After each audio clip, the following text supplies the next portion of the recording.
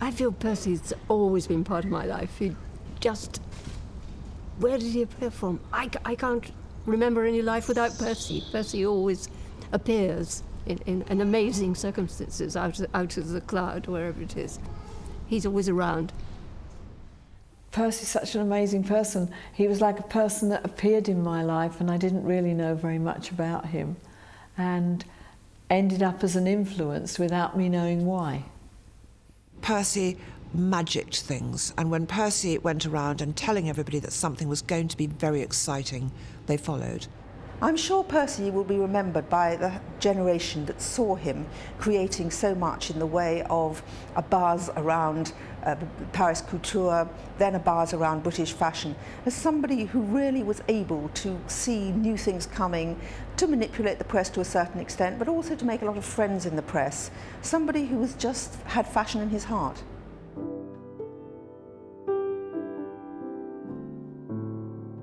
Fashion was reborn in 1947, the year a man I know called Percy Savage arrived in Europe from his native Australia. Starting out as an artist, he moved into couture and became the fabled Shadow, the tall man at the back of the room. In a brave new post-war world, he became a puller of strings, a changer of things, a mover, a shaker, a fashion king maker.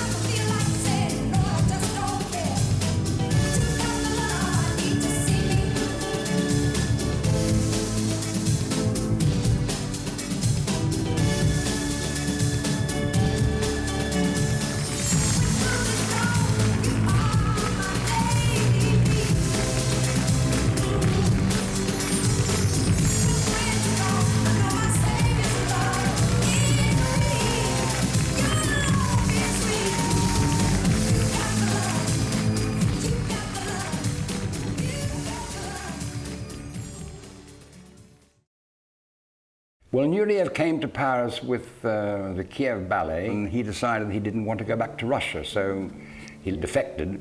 He went to live from house to house. He stayed here 3 or 4 days, stayed there 3 or 4 days, stayed with me 3 or 4 days, and so on.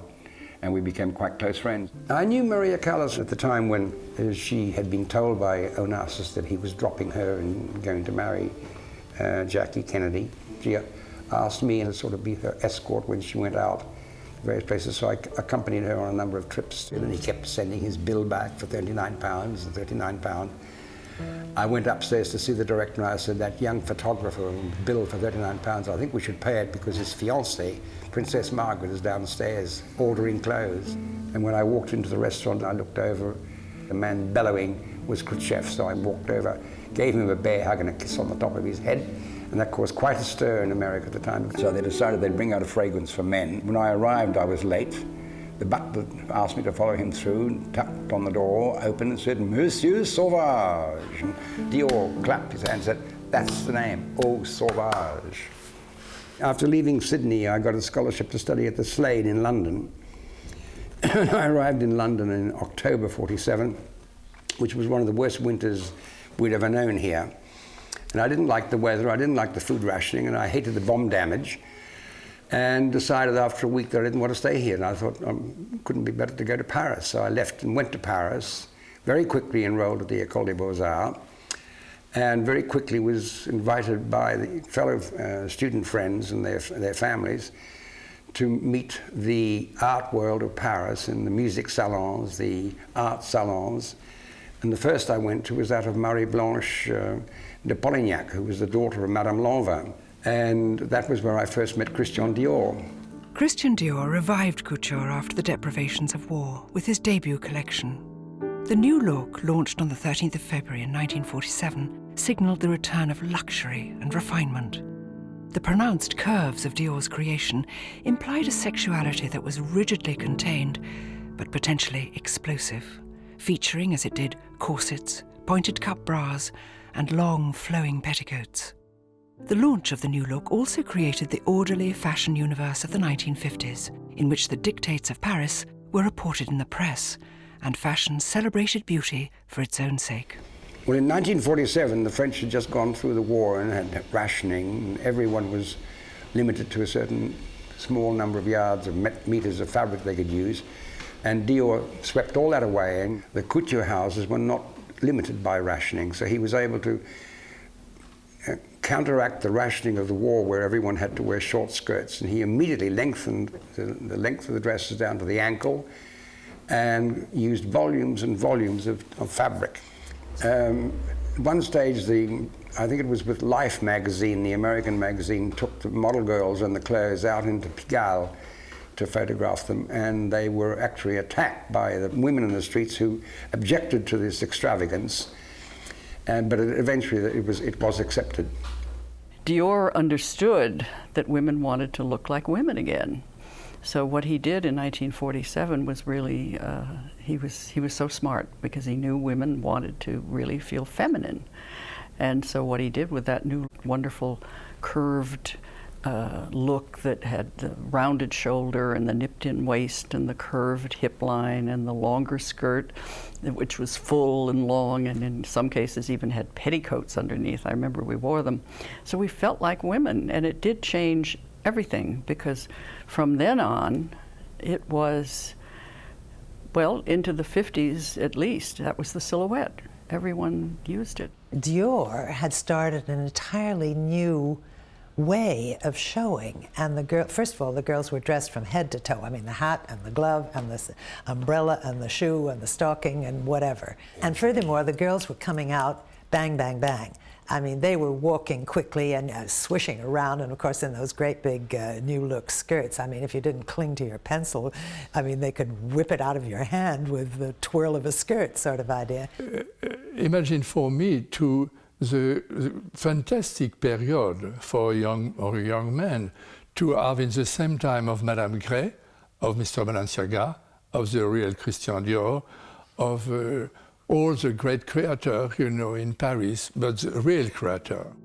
Regarded as the finest of them all, Cristobal Balenciaga was famous for his meticulous detail and the perfection of his cut. He was, like all designers, ever on the lookout for inspiration and artistic ability. Since his arrival in Paris, the tall, handsome Percy had made his own luck and worked hard with it. Meeting the Spanish maestro at the house of an influential friend led to a career amidst the toiles, the prints, and the model girls.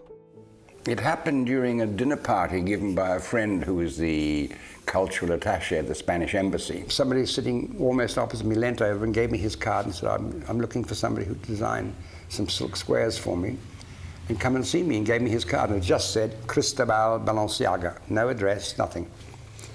So I said, it was great pleasure, and he then wrote his telephone number on it in pencil. And I went back and worked that night and late, next night, worked late, next night, worked late, and did a whole lot of designs for scarves and a whole lot more designs, and tore them up and got a lot more. And eventually rang him up, went along to see him with about 20 designs, and he chose 5 and paid for them, £5 each, which wasn't bad in those days. They're still selling those same scarves in the boutique on the Avenue Georges V. Balenciaga is not only important for me, of course, but he's, for me, is the greatest designer in the world about fashion. It's not only because he has taste, but he's a genius of the cut and the elegance. Balenciaga have everything for me. After having sold to Balenciaga, I then thought, right, if I can sell to Balenciaga, and I told a couple of friends, and somebody said, well, you must go and see Lanvin. So I did that, and Lanvin bought some, then I went to Jacques Fat, and he bought some, and Pierre Balmain and Hermès. And eventually Christian Dior said, I hear you're selling your scarves, why haven't I seen them? So I showed him, and he bought some. So that's when I got a contract with Lanvin in 1950 to start working with them in the beginning of 1951. Having landed a job at one of the major houses, Percy grabbed his chance to work hard and achieve. However, it wasn't long before Percy's charm and innate social skills led to a new, more influential career. His boss and admirer, the Countess de Polignac, taught Percy the fashion lesson that appearance is everything and getting it right, crucial. I used to go in by the service entrance, which was in the Rue Boissy d'Anglas, and then climb 3 flights of stairs to the manutention, and then I had to go up another 2 flights of stairs, and my office literally was a cupboard under the stairs, and it was no wider than about 3 feet wide, and I could just get a chair in and sit down, and I had a little table there and a pile of paper on the floor, and I just sat there and painted and drew all day long. And after about 6 months, they told me that I'd designed enough work to last them about 20 years, and they asked me would I help create a press department, because Lanvin in those days did not have a publicity or press department. And they printed a visiting card for me which said Chef de Publicité et Propagande. And I was moved down 2 flights of stairs to the 3rd floor in a very big room next to the office and study of the Comtesse de Polignac. And that's where the press used to come and see me, and that's where I used to work, and I even had a secretary to help me. When the press came over and they looked at my visiting card, they roared with laughter and said propaganda was not the word to use, and public relations was the word now being used. So they changed the card to relations publiques, and that was a new industry which was born in Paris, and after that other houses hired people with the title of relations publiques. So it was the birth of the public relations industry in the fashion world in Paris. Well, Percy Savage was a very well-known PR when they started appearing, because it was a new business, I should say, a new position. The public relation didn't quite exist. Le responsable du service de presse, it existed, of course, received the journalists, etc., but not at this level, which was social, organization of dinners, etc. Suddenly, it becomes much more structured in the company. So I think Percy Savage was one of the first. I think PR is important and always has been important, first of all, because it gets an enormous amount more space than advertising. Advertising budgets have to be enormous, and just you buy 1 page for so many thousands of pounds in a newspaper, but you can get the same amount of space for the price of a couple of good lunches if you go to the Telegraph or the Times or any other paper. Fashion, celebrity and PR merged in the 50s, with Percy at the centre of this new commercial hybrid. The status quo was to be altered dramatically. Celebrities began to feature more and more. It was such a glamorous time to be a star. Elizabeth Taylor came to Paris for a film premiere, and she needed clothes to wear, so we eventually took the collection in the evening to the Hotel Meurice, where she was staying with her husband. And she tried them all on, chose a few, and the next night she went to the film premiere and wore one of them, and I had in the meantime alerted the photographers and the fashion editors so that when they photographed her, the name of Lanvin was used in the photographs, which were published the next day, and which beat what was known as a sort of ban on publishing it. It was fantastic publicity to get all the newspapers in France carrying the photograph of Elizabeth Taylor wearing a Lanvin. Another example of the mutual PR between Hollywood and Paris came in 1953, when the woman who said, "I don't think I've ever drunk champagne before breakfast before," asked to be dressed by a young Hubert de Givenchy. No, very soon after I opened my house in Parc Monceau, Gladys de Segonzac, a very charming friend, asked me to receive Miss Hepburn. And for me, I never heard of Audrey Hepburn. I'm thinking it's Catherine Hepburn. I adore Catherine Hepburn. And the door, at 3 o'clock in the afternoon, the door opened. And of course, it's no Catherine Hepburn. It's a very, very thin person, beautiful eyes. Of course, I don't tell Audrey, I'm waiting for Catherine and you are Audrey. But anyway, she's absolutely adorable. And Audrey told me, Mr. Givenchy, I'm coming to Paris because very soon I have a next movie is Sabrina, and I need to have some clothes. She tries the clothes, and everything goes so well, you know, on her. And Audrey is so loyal. First, Sabrina, you know, is a great success. And immediately, Audrey had more and more success after Roman Holiday, Funny Face, Fred Astaire. And she asked, you know, in each producteur to have the possibility to be dressed by me. And this is absolutely fantastic, you know. Givenchy was one of a host of designers Percy knew, who established their reputations in the 50s. Two designers he met at the very start of their careers have become household names. One reinvented the glory of Chanel and himself countless times. The other became the greatest of French designers. His vision was unparalleled, and his clothes so unbelievably sexy. Percy again was making friends and influencing people. I met both Karl Lagerfeld and Yves Saint Laurent at the same time in Paris when the International Wool Secretariat organized a students' competition. The idea was that the students had to submit sketches in one of three categories. There was the dress category, the suit category, and the coat category for women's clothing. And they had to send in their sketches, and we all looked at these clothes and decided the different categories, and the winner in the dress category was Yves Saint Laurent, and the winner in the coat category was Karl Lagerfeld. Karl had already been promised a job as an assistant designer at Pierre Balmain, and he was very annoyed. He said, "I've won this bloody prize, I want a job, you know, where can I?" And so the next day I rang Michel de Brunoff at Vogue, and I said, you know, he's getting on my back, this young man, what shall I do? He said, "Well, ring your friend Christian Dior, you know." So I rang Christian Dior, and he said, "Well, I have 20 young assistants, one more won't hurt, so bring him along." So I took him along, and he got the job. And 3 years later, Dior died, and Yves Saint Laurent was elected to take his place.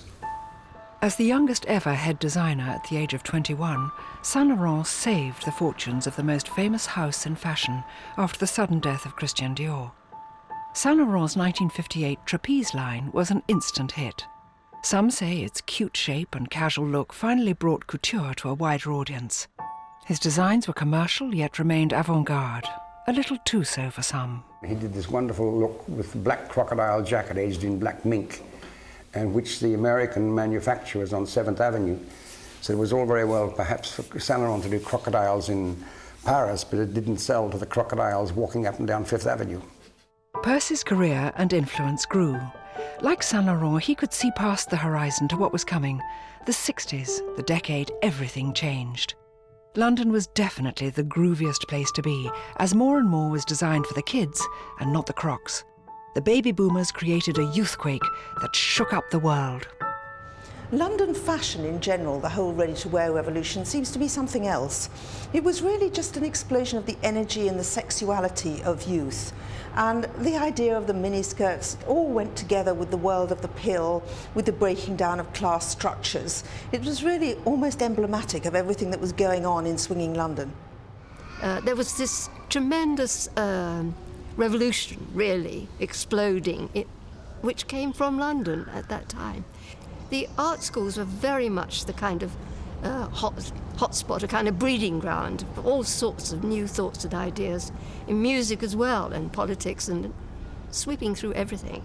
And London, at that stage, became this running party, this amazing, it's a laboratory of ideas, producing things in every direction.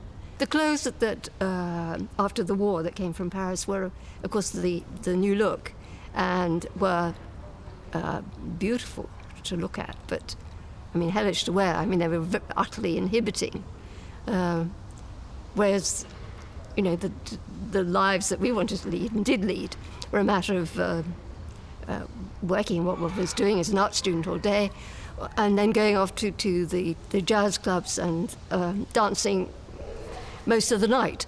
You needed clothes that led the life that we led. And London girls did have wonderful legs, they always have. There were the legs to wear the mini, my goodness. Oh, the mini, my God, you felt sexy wearing it. After the success of Bazaar on the King's Road, the very British Mary and her husband Alexander were encouraged to go to America, where they'd be shown a different way of working. A personal introduction allowed Mary to go global. Alexander and I went to America,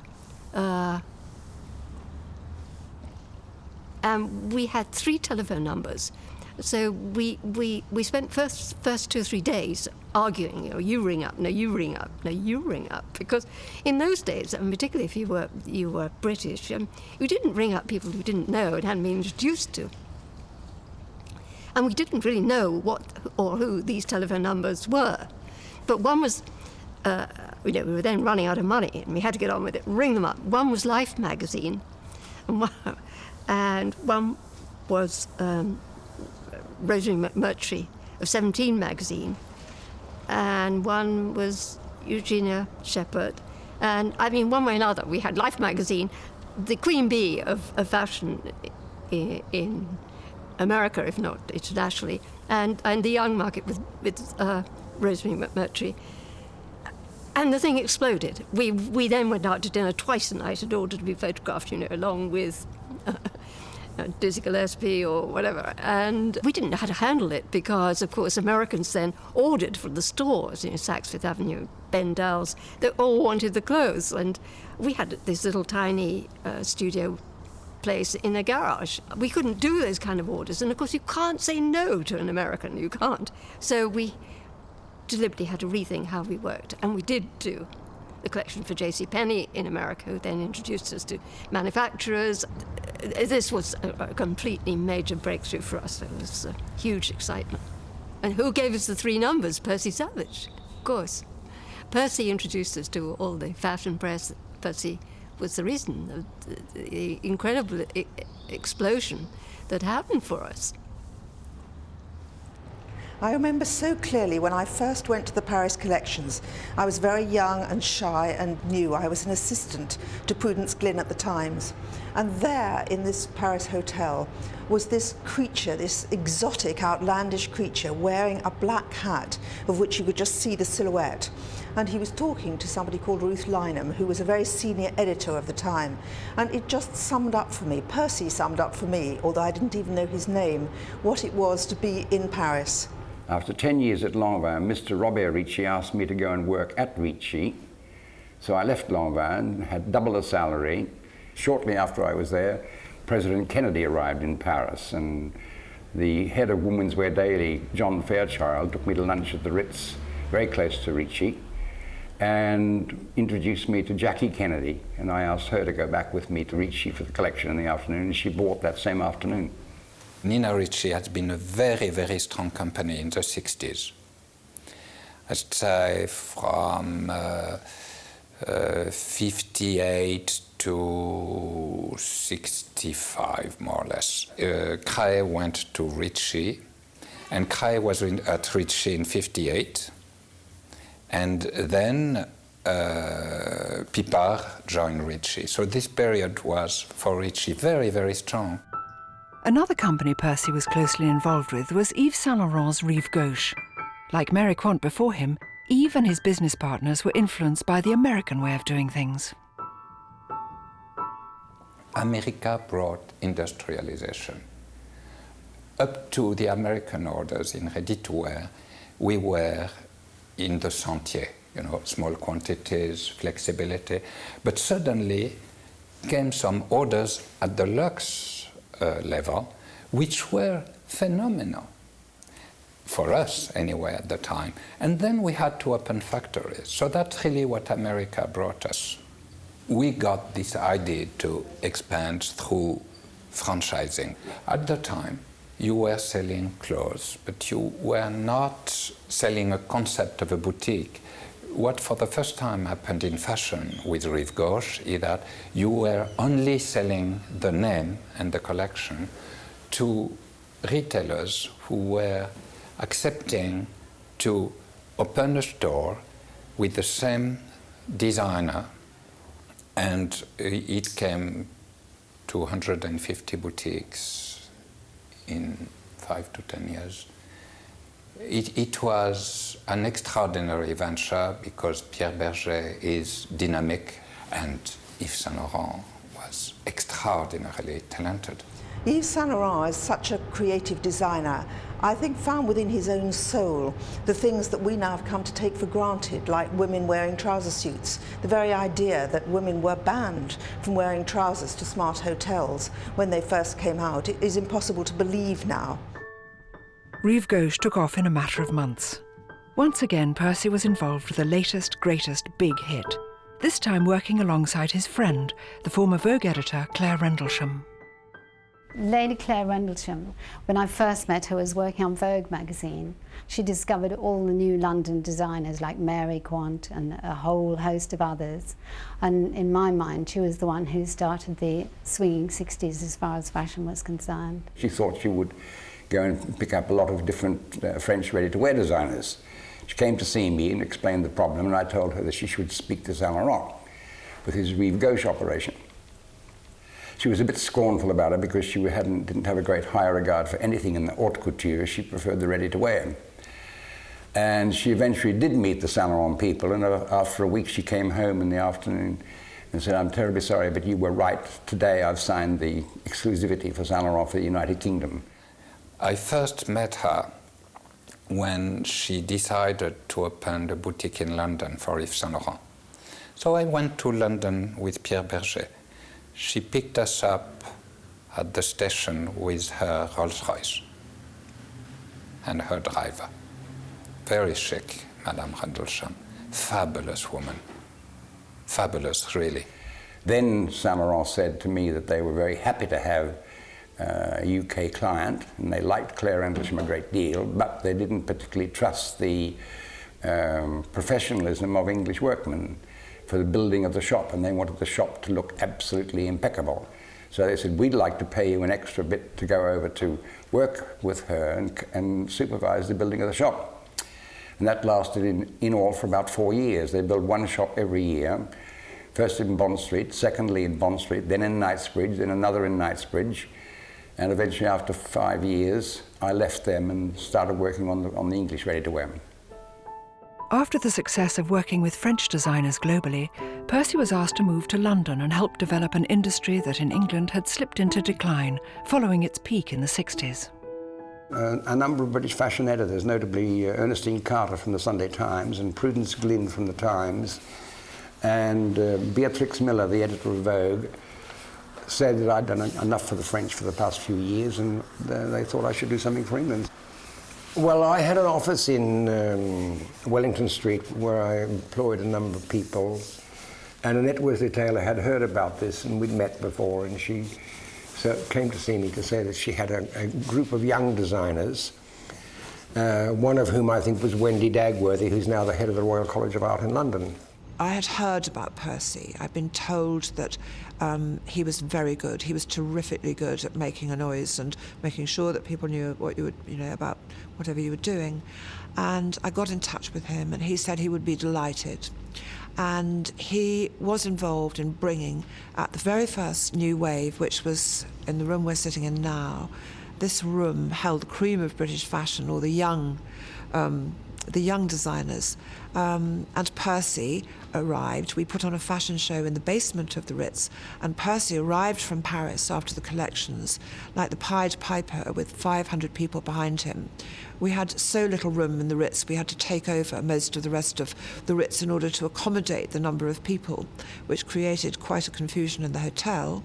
But the excitement of that first show, put together on no money at all, where people did us favours the whole way through, where Grace Coddington was modelling for Bruce Oldfield, for example, created waves. And it was the first real ripple that happened when people said there's something going on in London. We hired the Ritz, which was an expense, but I thought necessary, and was one of the few places in London that seemed valid, in the right part of London. So we had the Ritz Bar, which was downstairs and is now a casino. And I sent out invitations all over the world, France and Germany and Italy and America. And this happened straight after the collections in Paris, when I knew everybody was in Europe. So once they'd finished in Paris, they then came over to London. And we had an outstanding success that night, which really set London rolling and went on. Well, they saw the value of promoting young designers through an exhibition mounted in one place with style and in such a way that visiting buyers and press could walk amongst them in a stylish place, and those very buyers and press would be so circulated and persuaded that they would at last come to London at a time when there was no Paris and no Milan, carefully chosen, and it was what many people in the industry had been hoping and praying for. And that first exhibition was really the taste of things to come. People started thinking that actually they could do something in London. They didn't have to go to Paris. That actually there was maybe a way that they could sell from England, which was the point of the whole thing. The Clothing Export Council were excited, but were unhappy about the bills from the Ritz that they ended up with after the open bar had gone on so late that night for so many hundreds of people. It was really exciting to be part of that new wave group. And for me, it was my first show. And with lots of other new young designers, there were lots of buyers there coming to buy from all over the world as well, not just Britain. And it was really the start of my career. There was so many talent, and everybody going their own way.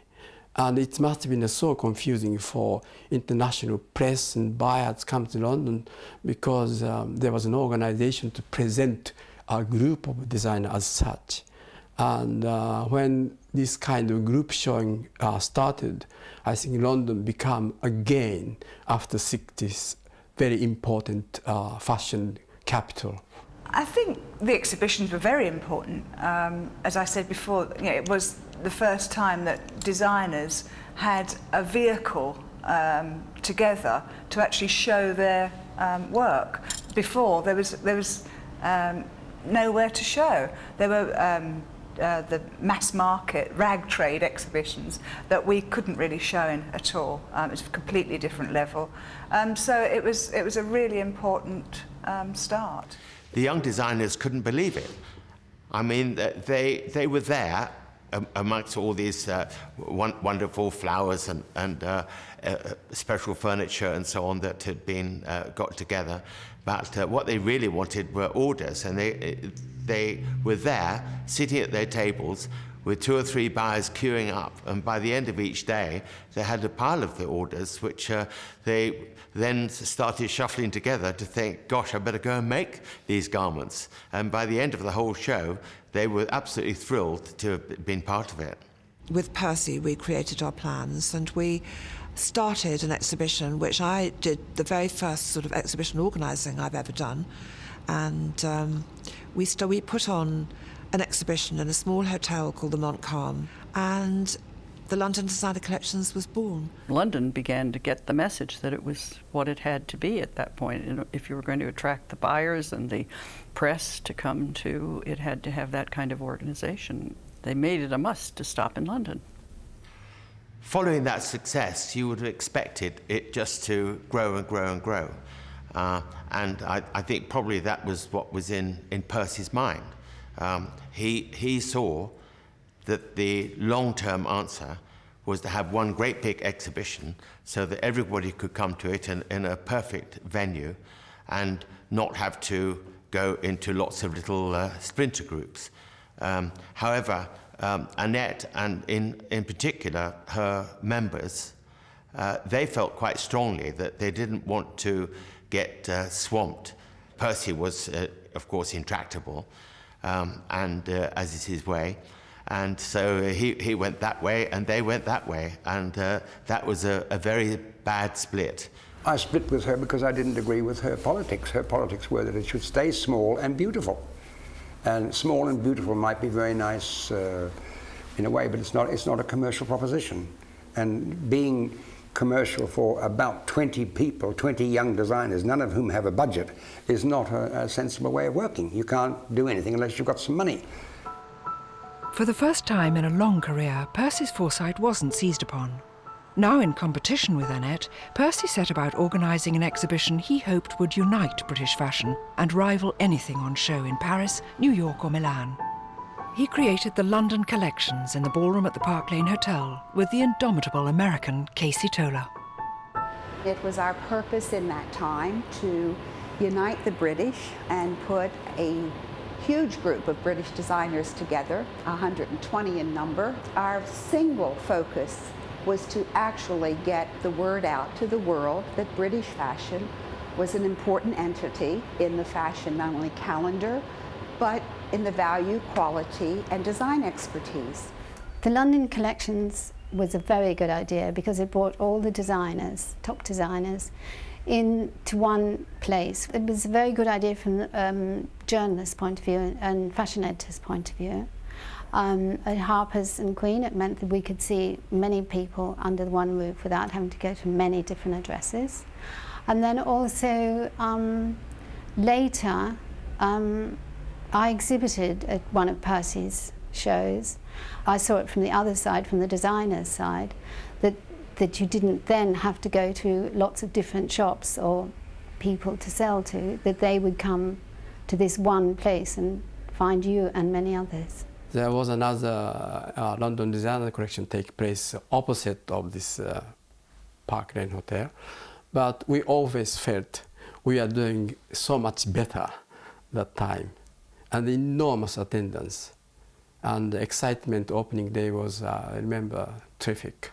There wasn't the intimacy in Paris or in New York or in Milan that there would have been in London.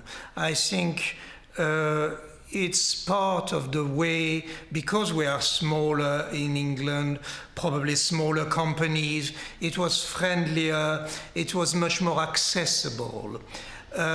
When you were showing in Paris or in New York, you were just a number, while here you were made to feel much more important.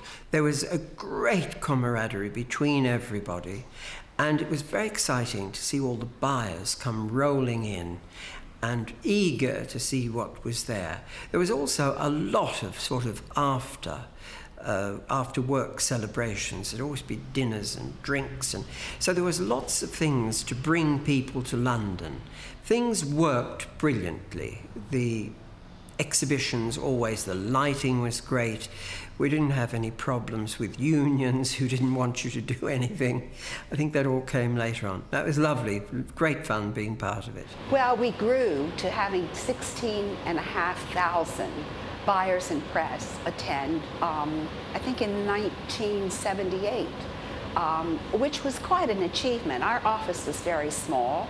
We weren't subsidized or funded by anyone. It was Percy's concept, his idea, his forcefulness in nature, his dedication, and his total love of the industry. There was no question of that. His knowledge of fashion superseded anything that this country had ever seen before. Percy Savage, it seems to me, was somebody who helped found fashion as we know it, and particularly British fashion, because he did so much to help the British fashion designers to create themselves as a group. I suppose he was somebody who attracted people to himself. You know, he was a figure around to whom people came.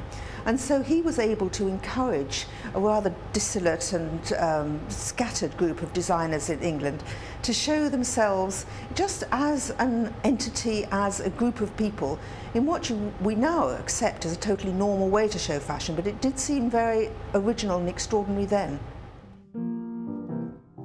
Percy and Annette's rival collections kept British designers going during the economic turmoil of the late 70s.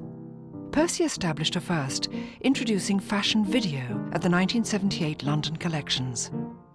Combined with precise choreography and stage management, Percy set a precedent for the way in which fashion would be promoted. Well, back in the 70s, video was an innovation, and it is no longer an innovation today. It's accepted everywhere and utilised everywhere. The top designers, like Galliano in Paris now, or Christian Dior in Paris, or Givenchy in Paris, all those who show in Paris, they have their big shows, they do a film of it, and then after the shows, people who want to see the collection will come along and sit down in the small salon and look at a video. And if they want to see any of the clothes, the sales lady will come out, or a model girl will come out and just show them dress number 99. You know, and video is essential to all fashion work now. First of all, you don't need the model girls to show. If you have 12 model girls in a house you've got to pay every day, that costs a lot of money. Nowadays you use the model girl just for one show, do a video, and just people come along and look at it on a film. Putting on shows and hosting extravagant parties, Percy was doing it all. It was very innovative to begin videoing these shows. And then we would put on in-house monitors where, as you walked around, you could see the live show being videoed up in the ballroom or whatever venue we were using. And that was very, very new then. Of course, today it's everywhere.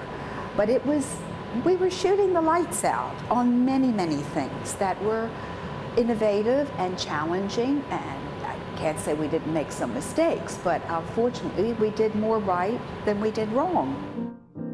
To promote fashion to the full, Percy felt he needed his own glossy. He called upon notable friends to write and do photography. It was the late 70s in London, and the winter of discontent had set in. Bad weather for risky ventures. The art director was Jim Marshall. Percy called me up and asked me if I'd like to design a magazine for him, because he was launching the London collections, or maybe he'd launched it, but he decided he needed a magazine. He used the best of the fashion journalists. There was Anne Chubb and Barbara Griggs. He was also getting photographers, young photographers, to do wonderful mad photography. Percy actually tried to publish it on newsstands. I thought that was overstretching it slightly, but it was part of Percy's attitude to his magazine and life that of course it can go on the magazines, you know, and so it went on the magazines. It actually sold something. Of course, things have changed now. Production is much grander, budgets are higher, but at the time it did what it should do, and it worked. So the time came when Percy again was in the ascendancy, in that he was approached by Phil Beach Events at Olympia, in the person of Caroline de Courcy Ireland, and she asked Percy whether he would like to come along to Olympia, bring his designers with him, and more or less mount the first London Fashion Week in Olympia, but two things hit him. One was that his exhibitors didn't come up with the money, and the other thing was the failure of his wonderful, classy publication, which had the most interesting articles from people all over the world, not just in clothes, but in diamonds or wool or whatever. Well, you can guess what happened. Good old Annette came along and filled that gap, and the London Fashion Week was saved. Percy sadly wasn't really part of that anymore. And at the time, I was particularly friendly with him because I liked the guy. And I used to go down to his office, and he'd open his top right-hand drawer and get the bottle out, and we'd have a couple of slugs. But behind the scenes, down there in Wellington Street, where he was, there was not really much connection with the Olympia thing that was growing before our eyes. A decade after the new wave, London finally had the best of British design under one Olympian roof at Annette's London Fashion Week. Percy was superseded by the main event, and the scene in which he had once been ever-present continued without him. Fashion can be scarily cruel and fickle, but it's also passionate and beautiful. Percy's legacy is the strength of British fashion today. Designers such as Vivienne Westwood, Alexander McQueen, and John Galliano dominating global designer fashion. I regard Percy as tremendous fun and a wonderful gossip and a real fund of knowledge. And he's one of the few people that remembers what fashion was like, or knows what fashion was like, 60 years ago. And I think it's terribly important that we treasure people like that, who have, this wealth of knowledge and experience. He made things happen for the fashion group in London, and for that I am really grateful to him.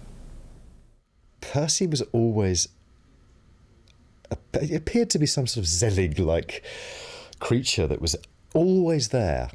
I never quite worked out what he was. He was everybody's friend, everybody knew him, everybody respected him. In a way, he was the PR's PR before the PR became such a well-known figure.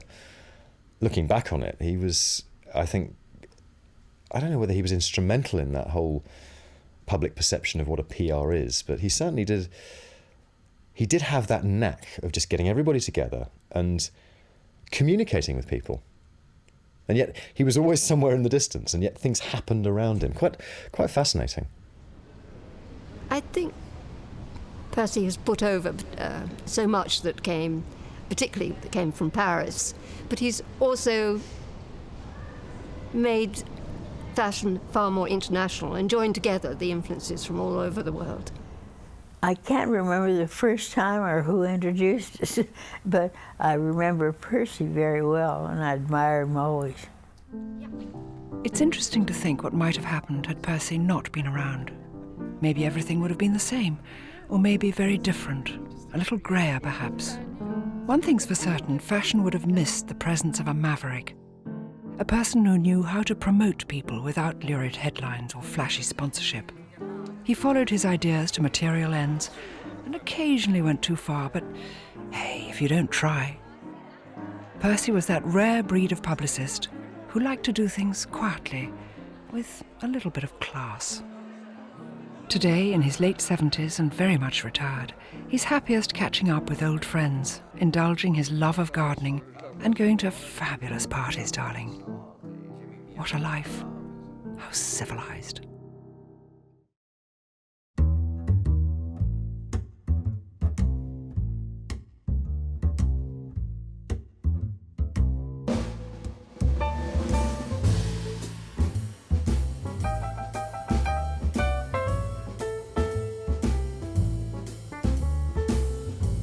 Sweet honey child, like an angel, in the grit and grime, it don't make no sense.